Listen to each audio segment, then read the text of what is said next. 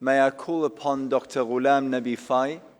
First of all, let me thank Hafiz Naeem Rahman Sahab, Amiri Jamaat-e-Islami Pakistan, my very dear brother and friend Asim Lukman, for organizing this very wonderful global roundtable on peace and justice. Dear brothers and sisters, we were just listening to our brother, Dr. Samuel Alayan. The question arises, why do we need to talk about Kashmir today when we have the situation like genocide on the streets of Gaza? Why do we need to talk about Kashmir when we have more than 20,000 people got killed in Sudan? Why do we need to talk about Kashmir when the whole world is consumed in Ukraine?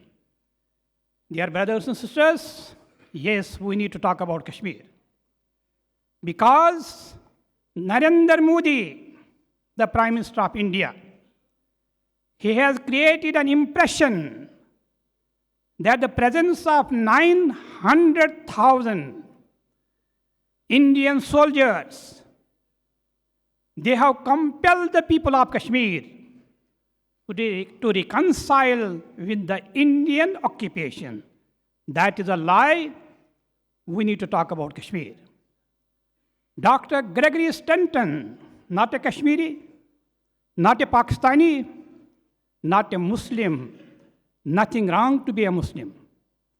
He's an American, the chairman of Genocide Watch, testifying not on the street, testifying before the United States Congress and telling then the President of America, President Biden, I could see Kashmir is at the brink of genocide.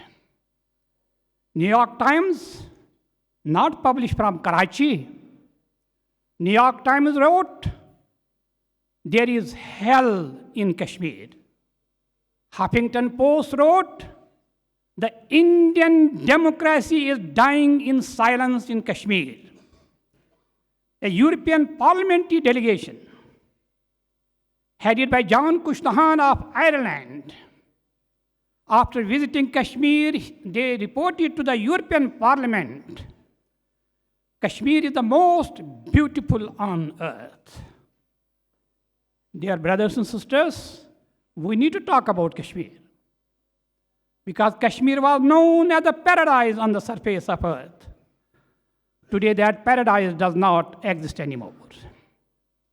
We need to talk about Kashmir because the people of Kashmir cannot talk about Kashmir in Kashmir. We have one of the most prominent leaders in Kashmir, Muhammad Yasin Malik.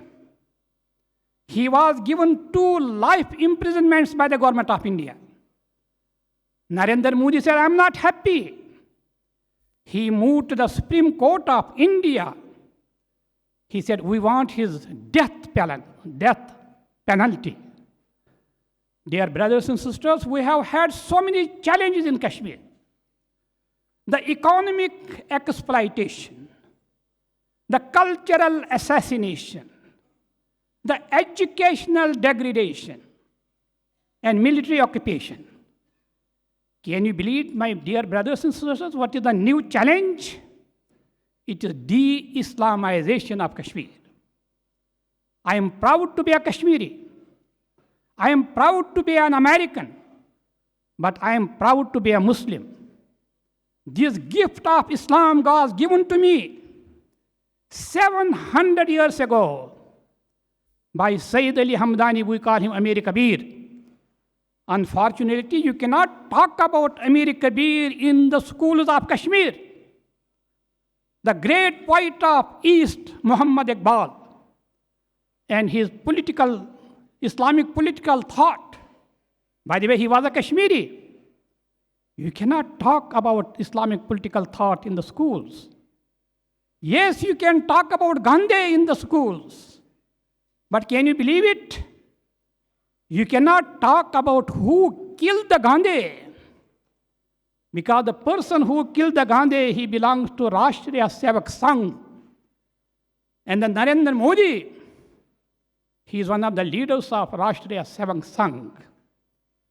Dear brothers and sisters, we are being told world powers have their own national interest.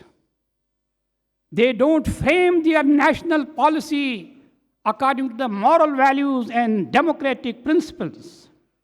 That is true. But you tell me, ladies and gentlemen, when the world powers are confronting the situation like Ukraine, what do? They talk about the morality. The words come bringing from their mouth with the moral values. Joe Biden said on October 22nd, 2022, we cannot tolerate the illegal attempt of a foreign land by force. We will stand by UN Charter. We will stand by international law. Dear brothers and sisters, you do not need to be an Einstein. What do the people of Palestine demand? What do the people of Kashmir demand?